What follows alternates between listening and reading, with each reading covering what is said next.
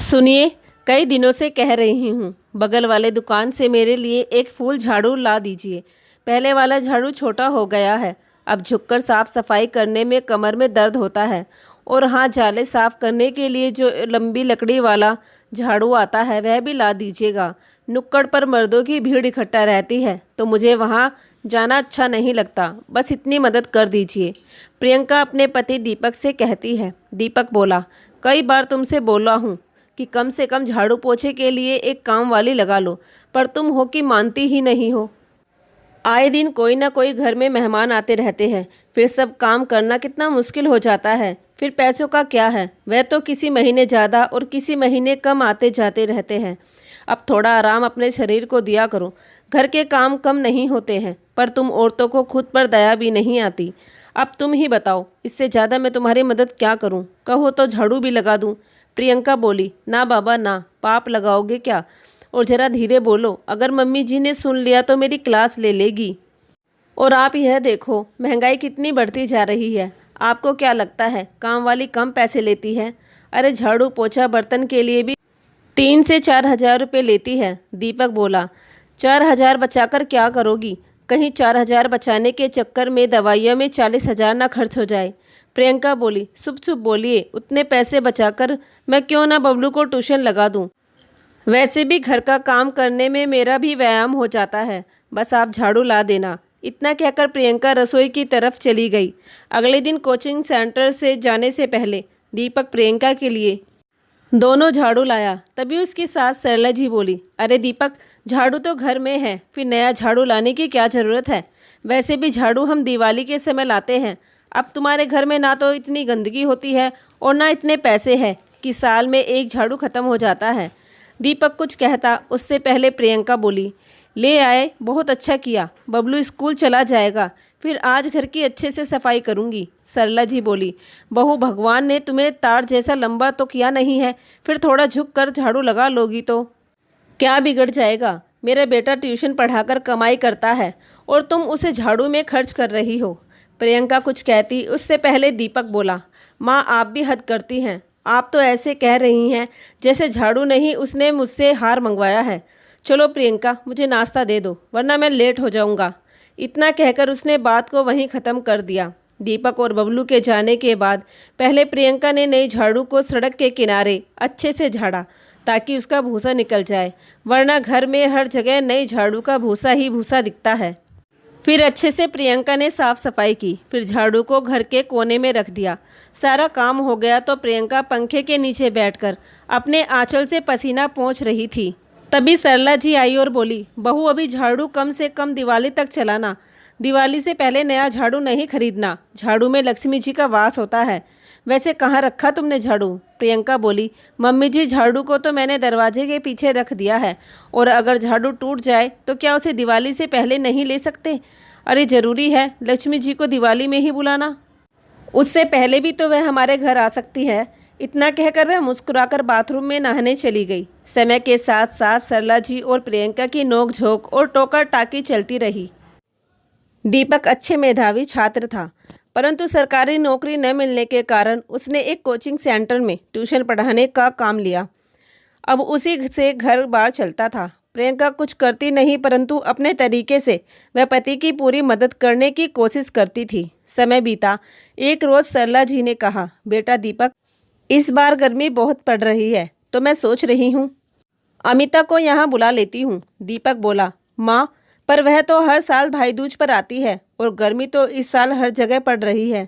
यहाँ कौन सी बर्फ़ गिर रही है? सरला जी बोली, अपनी पत्नी के लिए अगर कुछ करना रहे तब तो तुम्हारा मुंह नहीं बनता। बहन को 1 महीने के लिए बुला क्या रही हूँ, तुम्हारे पसीने छूटने लगे। दीपक बोला, माँ, आप जानती है हमारे घर में कोई काम वाली नहीं लगी हुई है, और गर्मी इतनी प्रचंड पड़ रही है कि घर का काम करना प्रियंका के लिए भारी पड़ रहा है। ऊपर से आप मेहमानों को बुलाना चाहती हैं। 2 ही कमरे में एसी लगा है। अब आप बताइए सब इंतजाम कैसे होगा? तभी प्रियंका आई और धीरे से बोली, जब मम्मी जी का मन है तो बुलाने दीजिए, हम सब मिलकर काम कर लेंगे। और जहाँ तक गर्मी की बात है, यह तो कम नहीं होने वाली। आप अपना दिमाग ठंडा रखिए और जाइए काम पर। इतना कहकर प्रियंका ने दीपक को विदा किया। दीपक के जाते ही सरला जी बोली, दीपक के सामने तो बहुत जोर देकर तुम बोली कि सब मिलजुल कर काम कर लेंगे, अब क्या अपनी ननद से झाड़ू पोछा करवाओगी?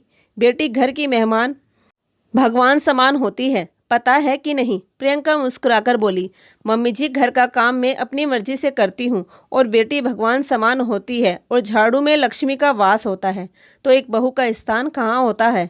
घर के कोने में।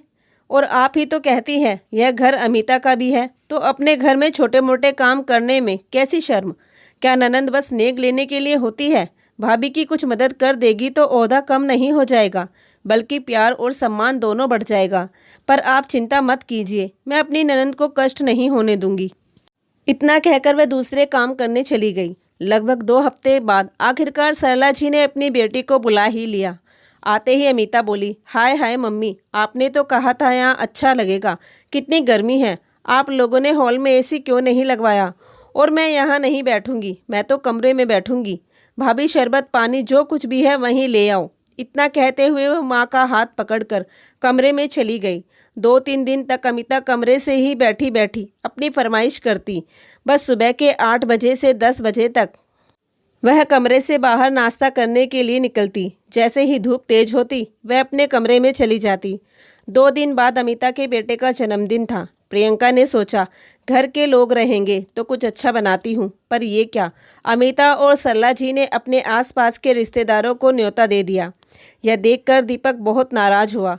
माँ बहन के सामने बोला, तुम लोग देख रही हो गर्मी कितनी पड़ रही है, पूरे दिन तुम दोनों कमरे में रहती हो, प्रियंका को एक पल भी आराम नहीं मिलता, यहाँ तक कि रात में भी तुम सब बच्चों को हमारे कमरे में भेज देती हो। मुझे और प्रियंका को नीचे गद्दे बिछाकर सोना पड़ता है। माँ, आप क्या बच्चों को अपने कमरे में नहीं सुला सकती? बच्चों के लिए नीचे गद्दा बिछा दीजिए, क्या दिक्कत है? हमारे कमरे में बबलू भी रहता है। अमिता बोली, भैया मैं अपने बेटे का जन्मदिन मना रही हूँ, तो आपको दिक्कत क्या है? चिंता मत कीजिए, आपका खर्च नहीं होगा और यह घर मेरा भी है, यह मत भूलिए। दीपक हंस कर बोला, आजकल की बेटियां अधिकार लेने के लिए लाइन में सबसे पहले खड़ी हो जाती है, पर जिम्मेदारियां के समय दूर दूर तक नजर नहीं आती हैं। ठीक है, जब घर तुम्हारा है और तुम्हारे बेटे का जन्मदिन है तो व्यवस्था भी तुम ही करो, हम लोग एक कोने में रहेंगे, फिर तो ठीक है। दीपक अपने कमरे में चला गया। प्रियंका उसके पीछे पीछे गई। प्रियंका ने दीपक को समझाया, कुछ रोज की बात है, क्यों रिश्ते खराब करते हो? मैं कर लूँगी, दीपक बोला, कर लूँगी। क्या और कितना कर लोगी? मुझे अपनी बहन पर नहीं अपनी माँ पर गुस्सा आ रहा है।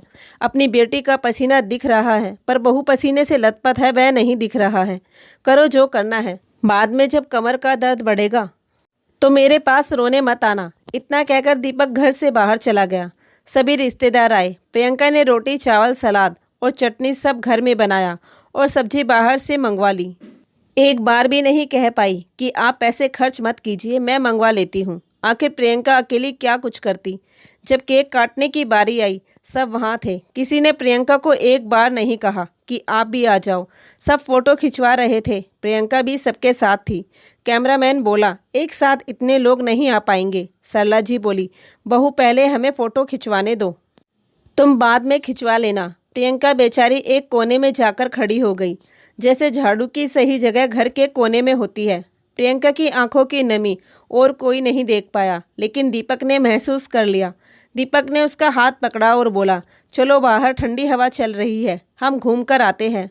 प्रियंका बोली, अभी इतने सारे लोग हैं। दीपक बोला, किसी को हमारी नहीं पड़ी है, सब अपने में मस्त है, चलो चलते हैं। इतना कहकर वह दोनों बाहर टहलने चले गए। प्रियंका उन बातों को भूल गई। 3 दिन बाद सारे फोटो बनकर आए। अमिता अपनी भाभी प्रियंका पर कटाक्ष करते हुए बोली, भाभी एक भी फोटो में आप मुस्कुरा नहीं रही हैं और ना ही दिख रही हैं, कहाँ चली गई थी? लग रहा है आपको कोई खुशी ही नहीं थी। प्रियंका चुप थी। दीपक वहीं बैठा था। दीपक बोला, बड़ी जल्दी तुम्हें अपनी भाभी की याद आ गई? उस रोज़ तो जब तक खाना बनाना और खिलाना था तुम भाभी को ढूंढ रही थी, उसके बाद तुम्हें अपनी भाभी की एक बार चिंता नहीं हुई कि सबके साथ उसे भी पूछ ले। एक बात कहूँ अमिता, अगर यही स्वभाव रहा तो समय दूर नहीं जब ससुराल में तुम भी एक कोने में पाई जाओगी। सरला जी बोली, ये कैसी बातें कर रहे हो, ऐसा तो कुछ भी नहीं था। दीपक बोला, माँ जितना बेटी के लिए सोचती हो कभी बहू के लिए भी सोच लिया करो। बहू भी तुम्हारे घर की लक्ष्मी है, कोई झाड़ू नहीं। कि मतलब निकल जाने पर बाद में एक कोने में रख दिया। अरे लोग झाड़ू को भी घर के कोने में खड़ा नहीं रखते, पर आपने तो अपनी बहू को अपने परिवार से एक कोने में कर दिया। याद रखिएगा, जब ज़रूरत होगी तो यही काम आएगी। पर मुझे अपनी पत्नी की चिंता है। 2 दिन बाद प्रियंका की तबीयत खराब हो गई। डॉक्टर ने कहा उसके शरीर में पानी की कमी हो गई है, तो उसे आराम की ज़रूरत है। अब सारा भार सरला जी पर आ गया। अगले ही दिन अमिता बोली, माँ मुझे यहाँ बहुत दिक्कत हो रही है, मैं अपने घर वापस जा रही हूँ। सरला जी बोली, अमिता तू तो बहुत मतलबी निकली। अब तक बहू इतनी गर्मी में भी सब कुछ करती आई, अब उसे ज़रूरत है तो तुम भाग रही हो। सही कहता है दीपक, घर की लक्ष्मी बेटी नहीं बहू होती है, और उसकी जगह झाड़ू की तरह घर के कोने में नहीं बल्कि हमारे दिल में होती है। जाओ और अपना घर संभालो। अब बस तुम भाई दूज पर ही आया करो, क्योंकि मेरी बहू अब सबके नखरे नहीं उठा सकती। शाम तक अमिता वापस घर चली गई। जैसे तैसे सरला जी ने सबके लिए कुछ खाने के लिए बनाया। उस रोज़ सरला जी को एहसास हुआ कि इतनी गर्मी में भी बेचारे प्रियंका सबके लिए क्या कुछ नहीं करती थी, पर चेहरे पर परेशानी तक नहीं आने देती थी। वो प्रियंका के पास बैठी और उसके सर पर तेल लगाते हुए बोली, बहू मैं तुमसे बहुत नाराज़ हूँ। अरे तुम्हारा भी शरीर है, वह भी थकता है, पर तुम होगी उसकी बात सुनती ही नहीं हो। मुझे मेरी भूल का एहसास हो गया, हो सके तो मुझे माफ़ कर देना। मेरी जैसी सास बहू को लक्ष्मी बनाकर हम घर तो ले आती, परंतु मन में जगह ना देकर झाड़ू की भांति घर के कोने में रखती है। तभी तो कहीं ना कहीं हम खुद ही अपने बुढ़ापे के बुरे वक्त को न्योता देते हैं। सरला जी की बातें सुनकर प्रियंका की आंखें भर आई और वह सरला जी से लिपट कर फूट फूट कर रोने लगी। सरला जी बोली, बहू अब तुम बहू नहीं बल्कि इस घर की लक्ष्मी और बेटी हो, तो अब अपने आंसू पोंछ लो। अब यह माँ तुम्हें कभी नहीं रोने देगी। दीपक ने भी चैन की सांस ली और बोला, चलो अच्छा हुआ, अमिता के बुरे बर्ताव के कारण कम से कम माँ की आंखें तो खुल गई। अब उन्हें लक्ष्मी और झाड़ू के बीच का फ़र्क पता चला। अंत भला तो सब भला। तो दोस्तों, ये कहानी आप लोगों को कैसी लगी कमेंट में लिखकर ज़रूर बताना, और अगर कहानी पसंद आई हो तो प्लीज़ हमारे चैनल को ज़रूर सब्सक्राइब कर लेना। धन्यवाद।